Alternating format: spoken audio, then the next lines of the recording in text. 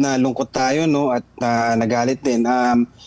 I think hindi lang naman NUJP, no, maraming mga press groups, maraming mga human rights groups na kinukondena itong desisyon na ito, no.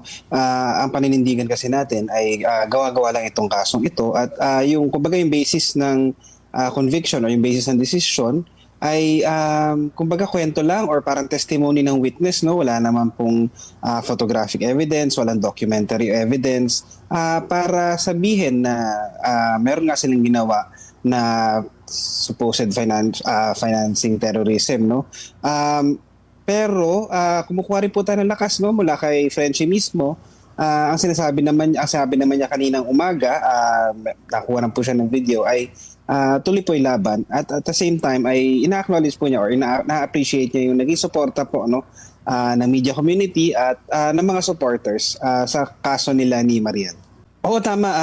Partial victory siya dahil napawalan sala sila or na-acquit sila, no, doon sa kaso ng illegal possession of firearms and explosives. Na yun nga yung mga nakakatawa na may granada raw sa ilalim ng unan, mga ganong well, hindi nakakatawa syempre kasi nakulong sila. Pero kumbaga yung mga allegations ay nakapagtataka, no, kung bakit nga ganun. At ang paninindigan nga ay planted yung evidence o gawa-gawa nga yung kaso, no. So, hindi naman totally syempre talo, pero at the same time, nakakalungkot din dahil ang inaasahan sana natin ay makakalaya na sila, lalo na birthday bukas ni Frenchie, no, 27 years old.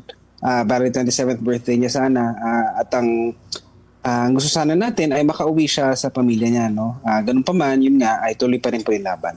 Oo, well, press freedom issue siya definitely dahil nga journalist si Frenchie at nagko-cover kasi siya ng mga rights issues kumbaga sa lugar nila, no, sa Tacloban, sa Leyte.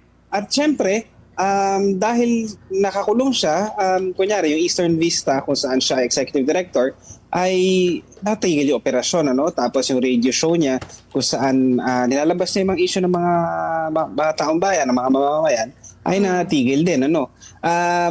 Pero bukod pa sa press freedom, siguro pwede rin natin siyang tingnan na issue ng freedom of expression, freedom of speech, pati freedom of association, ano? Dahil kung titingnan po natin sa mas malayong, kumbaga sa bigger view, ginagamit po itong taktika na ito laban sa mga aktivista, laban sa mga rights defenders, at minsan sa mga karaniwang tao lamang. At yan din po nakakatakot, no?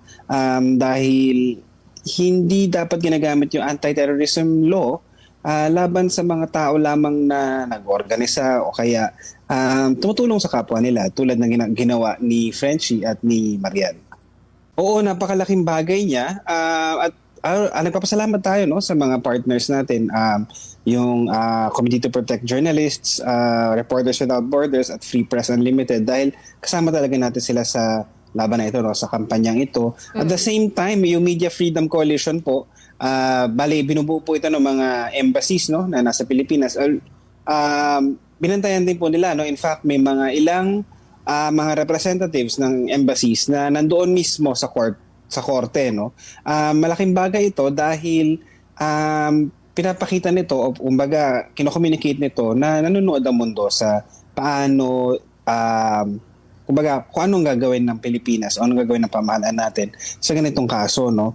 At siguro naman hindi naman natin mapagkakaila na challenged po talaga o kumbaga risky ang pagiging journalist sa Pilipinas. At isa po to, kumbaga itong kasong to, isa pang patunay na yun nga, mahirap talaga itong trabahong to. At hindi dapat, no, hindi dapat siya ganun kahirap or hindi dapat dagdagan ng balakid ang pagiging journalist o ang periodismo sa Pilipinas sa pamamagitan ng itong mga kaso, no.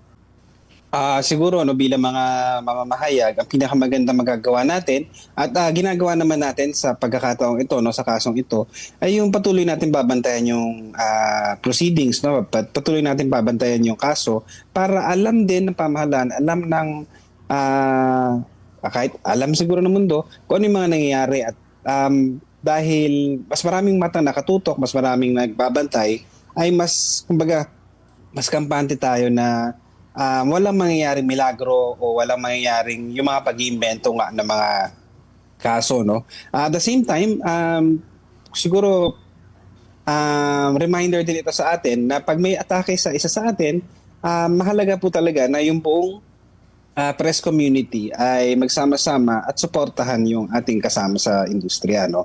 At sana patuloy po yung yung ganitong solidarity, yung ganitong suporta po para kay Frenchie at kay Mariel. Actually sa buong Tacloban 5, no, dahil lima po sila na nakasuhan, ano.